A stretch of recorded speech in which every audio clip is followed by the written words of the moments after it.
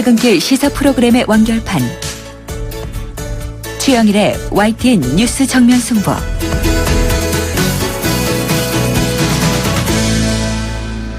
YTN 뉴스 FM 뉴스 정면 승부 2부 시작합니다. 이번에는 먼저 나라 밖 소식을 알아보도록 하죠. 이 보도국 국제부 연결하겠습니다. 박근표 기자 나와 계시죠? 네, 국제부입니다. 네, 이 중국에서요. 이 시진핑 네네. 국가주석 정권이 출범한 이후에 네네. 공직자 자살률이 급증했다. 이런 보도가 있군요. 네, 그렇습니다. 프랑스 공영 라디오 방송 RFI 중문파는 홍콩의 영자신문이죠. 사우스 차이나 모닝 포스트를 인용해 시진핑 정권 출범 후 자살한 공직자가 120명이라고 보도했습니다. 네, 후진타오 전 국가주석 집권 시절보다 2배로 증가했다는 것입니다. 자살이나 비정상적으로 사망한 공직자가 후 전 주석 집권 기간인 2003년부터 2012년 사이 68명이 있던 것이 시 주석 출범 4년 만에 이같이 늘었습니다. 특히 이달 들어서만 4명의 공직자가 스스로 목숨을 끊었습니다. 네. 중국 공산당이 발간하는 최고 권위의 이론지인 추수의 주총 편집장이자 저명 스프가인 주테스가 지난 25일 목을 매 자살했습니다. 그의 자살 원인은 구체적으로 밝혀지지 않았으나 부패 혐의로 낙마한 링지아 전 통일전선부장 사건과 관련이 있다는 관측이 나오고 있습니다. 앞서 누사오와 광둥성 당위원회 부비서장은 지난 10일 광저우 아파트에서 스스로 목숨을 끊었습니다. 그는 비리 혐의로 옷을 벗은 주민과 정 광동성 인민정치협상회의 주석 부패 사건과 연관됐다는 관측이 제기되고 있습니다. 공직자 자살률 급증은 시 주석들아 사상 단속을 강화하면서 내부 권력 투쟁이 거세지고 반부패 캠페인이 격렬해졌기 때문이라는 분석이 나오고 있습니다. 네, 어쨌든 이것도 좀 중국 관련해서 어두운 네네. 소식인데 앞으로 어떻게 이 진행되는지 지켜봐야 될 것 같습니다. 네네. 자, 다음은 이게 건강의학 뉴스군요. 잠이 네네. 너무 부족하거나 아니면 지나치게 많은 남성이 당뇨병이 나타나기 쉽다. 이런 연구 결과가 나왔다고요? 네. 네덜란드 암스테르담 자유대학 메디컬 센터는 유럽 14개국 남녀 788명이 참가한 인슐린 민감성 심혈관 질환 연관성 연구 자료를 분석한 결과 이 같은 사실이 밝혀졌습니다. 하루 평균 수면 시간이 가장 짧거나 가장 긴 남성은 평균 수준 7.3시간인 남성에 비해 당뇨병 발병 위험이 현재 높은 것으로 나타났습니다. 그러나 여성에게는 이런 연관성이 나타나지 않았습니다. 네. 분석 결과 잠을 너무 적게 자거나 많이 자는 남성은 수면 시간이 평균 수준인 남성에 비해 세포가 인슐린을 활용해 포도당을 흡수하는 기능이 손상되고 혈당 수치도 높을 가능성이 큰 것으로 나타났습니다. 이는 그만큼 당뇨병 발병 위험도 크다는 것을 의미합니다. 그러나 여성은 반대로 잠을 평균 수면 시간보다 적게 또는 많이 자는 여성이 오히려 인슐린 반응이 양호한 것으로 나타났습니다. 여성은 또 췌장에서 인슐린을 생산하는 베타 세포의 기능도 더 좋은 것으로 밝혀졌습니다.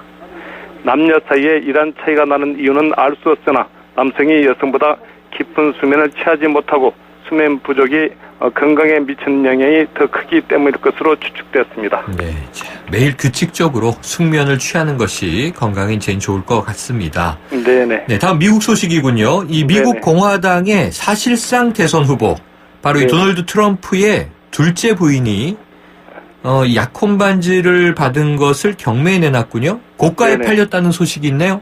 네네, 그렇습니다.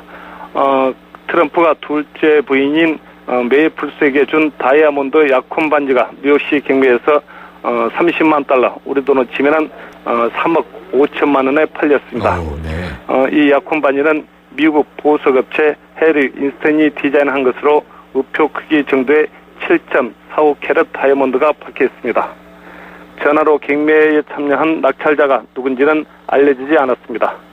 배우 출신 메이플스는 트럼프와 1999년 이혼했을 때 반지를 경매에 내놔 11만 달러, 우리 돈 1억 3천만 원에 팔았습니다.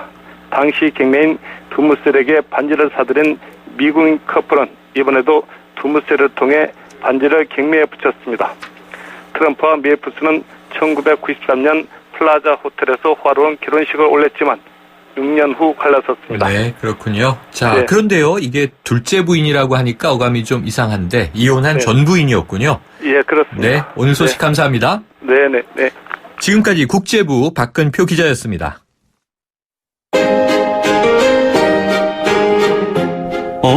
지금 듣고 있는 라디오가 뭐지?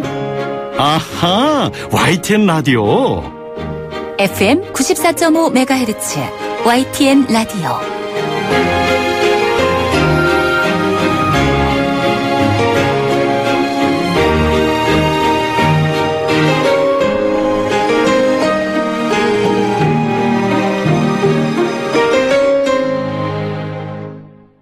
네, 이 하반기부터 달라지는 정책들이 몇 가지 있습니다. 그 가운데 하나가 9월 28일 시행을 앞두고 있는 이른바 김영란법인데요. 공무원 등이 직무와 관련해서 3만 원 이상 식사 접대를 받거나 5만 원 이상의 선물을 받으면 과태료를 물게 된다. 이런 내용입니다. 이 당장 명절 선물로 주로 이제 찾고 있는 농축수산물이요. 김영란법의 규제 대상이 되기 때문에 그 피해를 우려하는 농어민들의 항의 시위가 이어지고 있는데요. 이 국회에서도 또 개정 요구도 나오고 있습니다. 자, 현재 국회 농림축산식품해양수산위원회 소속으로 있는 이 새누리당 이완영 의원 연결해서 관련 이야기 좀 나눠보겠습니다. 이 의원님 나와 계시죠? 안녕하세요. 경북 칠곡 성주 고령 출신 이완영 의원입니다. 반갑습니다. 네, 안녕하세요. 네. 예. 이 김영란법이요. 정확히는 부정청탁 및 금품수수 금지법인데요. 그렇죠. 시행은 얼마 남지 않았는데 논란은 계속되고 있습니다. 그렇습니다. 자, 의원님께서는 이 법의 입법 취지, 이 필요성에 대해서 어떻게 보십니까? 예, 당초 이 법의 취지는 우리가 국제 간에도 이제 국가 부패 지수, 또 청렴 수준 이런 지표가 있지 않습니까? 네네. 이런 면에서 한국이 아직도 많이 뒤떨어진다.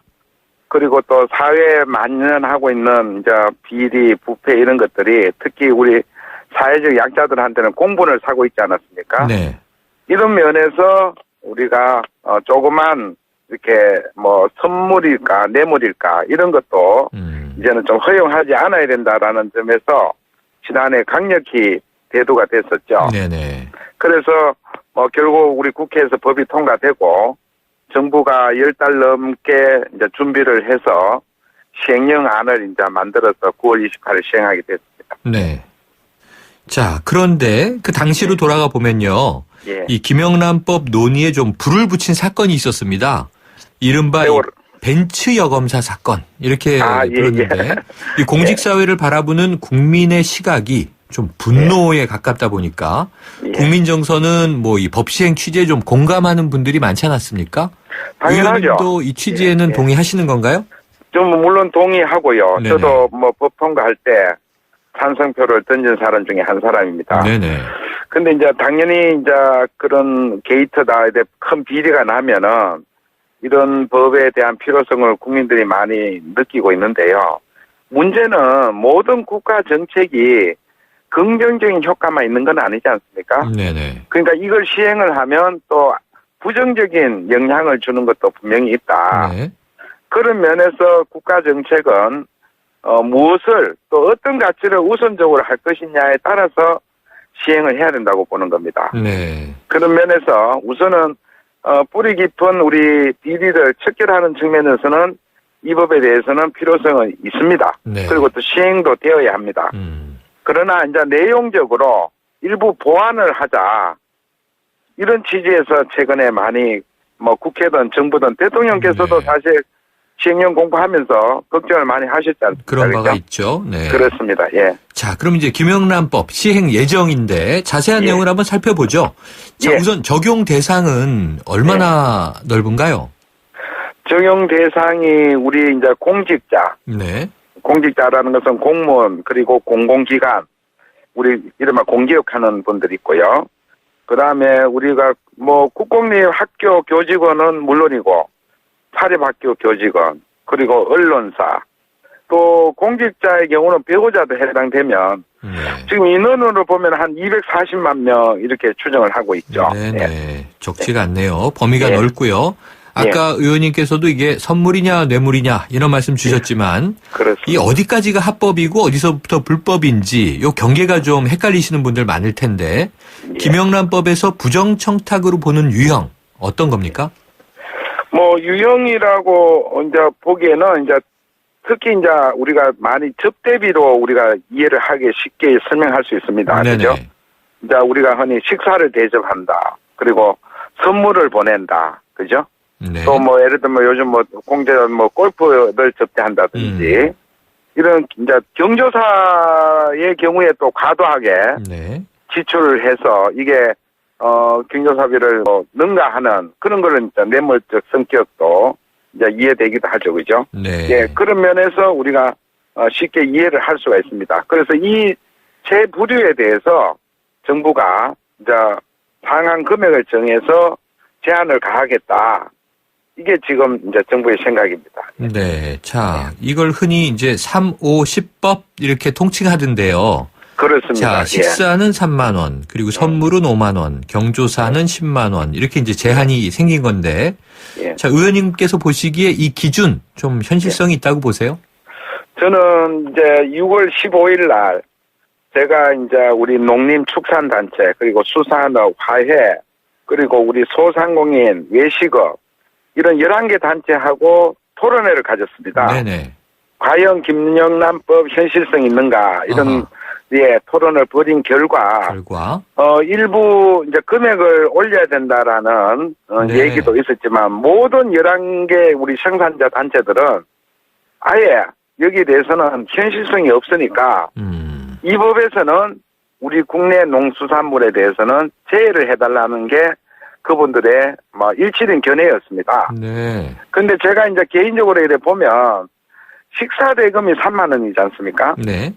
이 3만 원은 우리가 음식업에 대해서 큰 타격을 줄 겁니다. 네. 뭐 3만 원 이하 식당도 많지만은 우리가 보통 뭐 만찬인 경우는 또 주류도 이렇게 하다 보면 금방 3만 원 넘거든요. 네.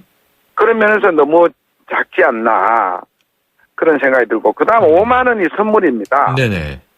이 5만 원 가지고는 지금 우리 농수산물을 비교를 해보니까 네. 5만 원 이상 되는 게 한 절반 정도입니다. 지금까지. 10만 원 이상 되는 것도 우리가 한 30%는 되거든요. 네. 그렇게 보면은 이 선물비 5만 원 가는 것은 턱없이 낮다. 이렇게 우리가 현실적으로 우리가 비교를 해보고 이 경조사비는 저는 뭐 10만 원이면 괜찮을 것 같아요. 10만 원은. 네. 그러니까 식사비하고 선물비는 좀 변화를 가져야 되겠다. 네. 이게 특히 이제 우리가 주목해야 되는 것은 이런 우리 농어민의 이런 생산자 문제가 아니라 지금 얼마 전에 하반기 경제 운영을 발표한 유일호 부총리께서 네. 이제 내수 경기 침체를 우려하고 있는 겁니다. 그렇게 보면은 우리가 경제 성장이냐 지금 성장률 0.1% 가지고도 매우 민감하지 않습니까? 네. 이런 면에서 이게 시행이 될 경우에 우리가 경제 성장이 한 0.1%는 마이너스로 미칠 거다. 네. 이런 연구 분석도 있거든요. 자. 그래서 경제 성장이 떨어지면은 우리가 지금 가장 기여한 일자리도 창출이 안 되고 참 모든 게 이 국가 경제 전반에 미치는 효과다. 이걸 강조드리고 예, 싶습니다. 의원님 업계 반응은 이게 예. 현실성이 없다. 뭐 그렇습니다. 이 국내 농축수산물은 빼달라 이런 입장 반응을 전해주셨고요. 그렇죠. 경조사비 10만 원은 합리적으로 보이는데 식사 3만 원, 예. 선물 5만 원은 너무 턱없이 낮다 이런 말씀이세요. 예. 그럼 이게 좀 가격을 예. 이 처벌 대상 금액을 상향 조정해야 된다 이렇게 보시나요? 그렇습니다. 예. 네. 그리고 또 한 가지 문제가요, 예. 의원님. 예. 이게 3만 원, 5만 원 식사 선물이 이렇게 정해지더라도 예. 현재는 정해져 있는 거니까요. 예. 이게 2만 9천 원은 되는 거잖아요. 예. 3만 1천 원은 안 되는 거죠. 그렇죠. 그럼 예. 이 법망을 또 피하기 위해서 여러 가지 편법이 등장할 가능성 없겠습니까? 모든 법은 우리가 뭐 이탈하거나 뭐 이렇게 불법적으로 이렇게 운영하는 거는 어느 분야에도 다 있는데요. 네. 당연히 걱정이 되는 부분입니다. 네. 그렇기 때문에 현실화를 해준다면은 이런 좀 이탈적인 행위도 줄어들지 않겠는가. 네. 예를 들어서 3만 원 같으면은 방금 말씀 주신 대로 그렇게 운영하지만 5만 원 정도만 되면은 그런 사례도 줄어들 거다. 저는 그런 생각을 해봅니다. 네. 자, 아까 말씀해 주셨지만 지금 뭐 유일호 경제부총리와 정부 일각에서는요. 예. 김영란법이 이 내수 경기 진작에 발목을 잡을 것이다. 이런 얘기도 있고요. 그렇습니다. 예. 또 최근에 한 경제연구소, 이 한국경제연구원인데요. 김영란법 시행하면 연간 11조 원이 넘는 피해를 볼 수 있다.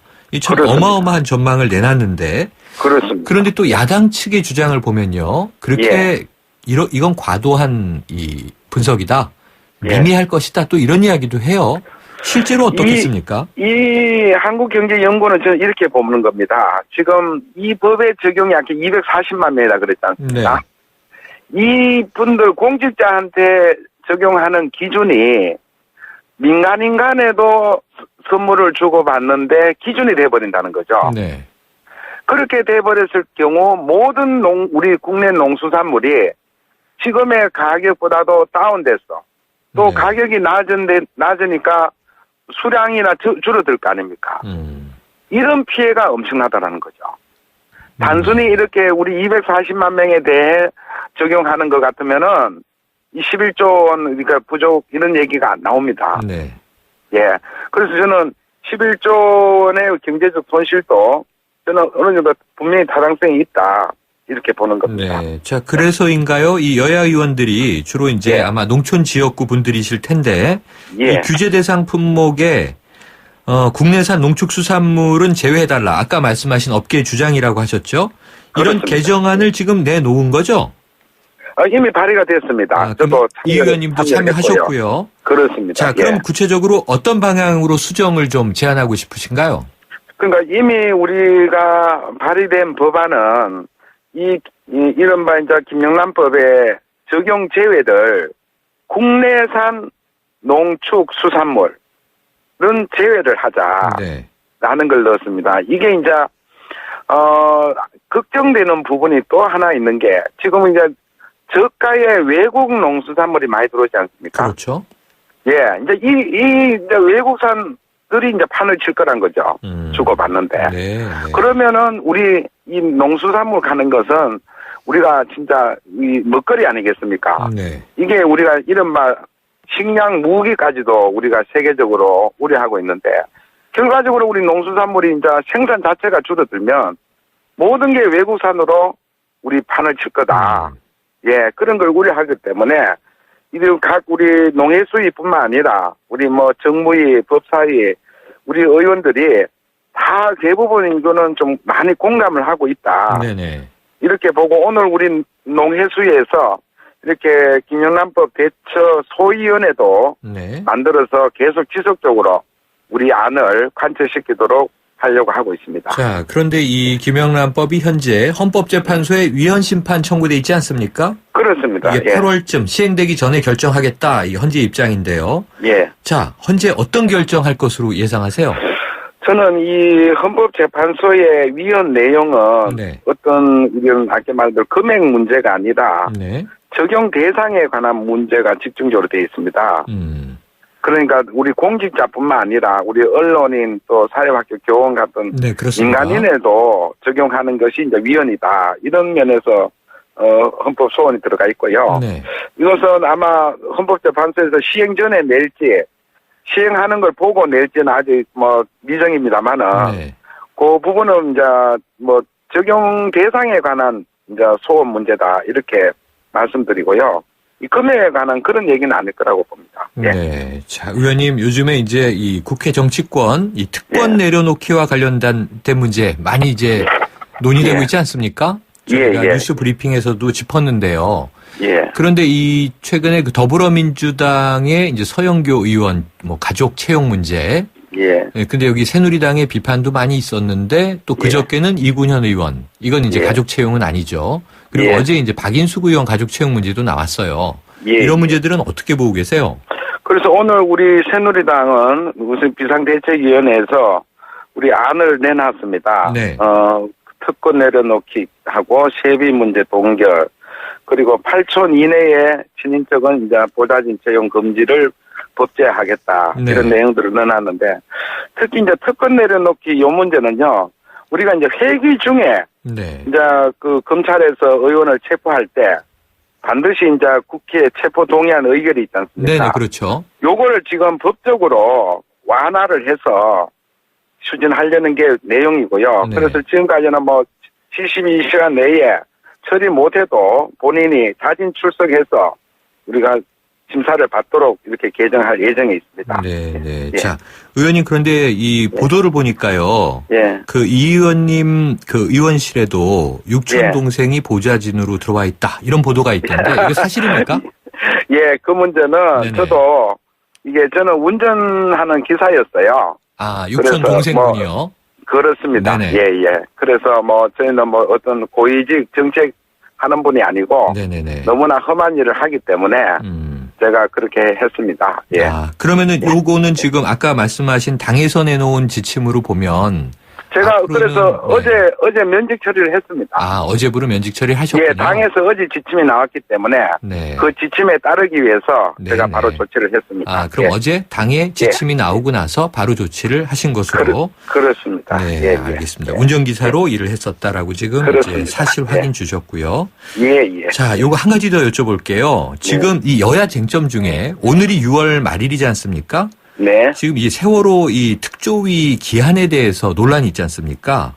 많이 있습니다. 예, 그 오늘 이게 종료되는 것으로 되어 있고, 이 정부 예. 방침은 그렇고요. 또 야당은 예. 이제 다른 주장이 있는데, 예. 자, 어떻게 이 문제 좀 해결해야 된다고 보세요?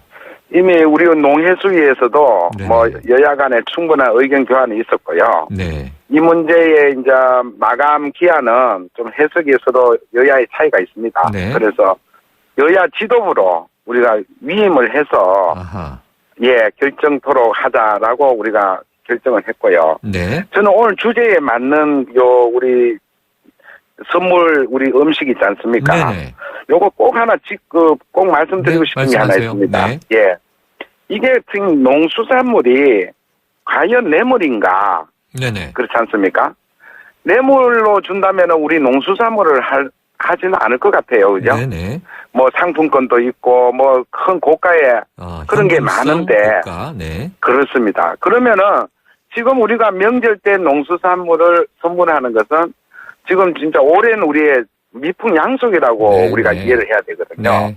근데 이것을 부정비리 기준으로 포함시켜서 네. 본다고 하면은 정말 우리 농수산물에 네. 대해서는 정말 어려움이 가중될 거다. 네. 어떤 이걸 저는 오늘 2차제에 좀 더 네. 어떤 강조를 말씀 드리고 강조하시려는지 이해가 됩니다. 그런데 예, 예. 의원님, 예. 예를 들면 산삼은 뇌물이 되겠죠.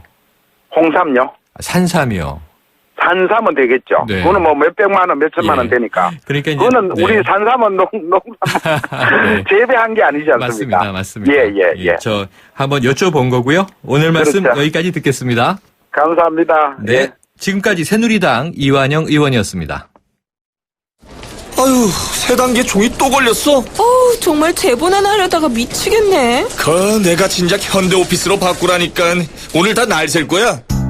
이제 스트레스 받지 마세요.